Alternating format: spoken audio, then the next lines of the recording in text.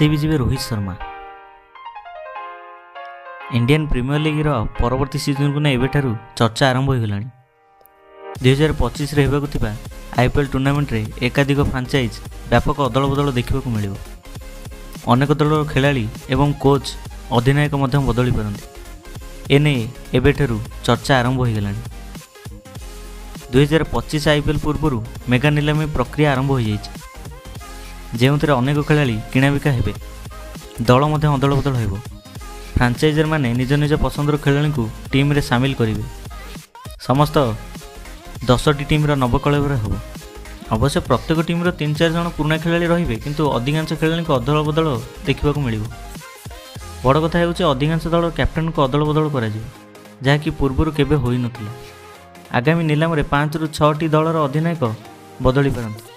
किछि हाई प्रोफाइटर नाम नीलामी देखा मिल। सेहीपरि आउ किछि खेलाड़ी बाद पड़ी पारती आईपीएल। चर्चा सब आगे रही रोहित शर्मा।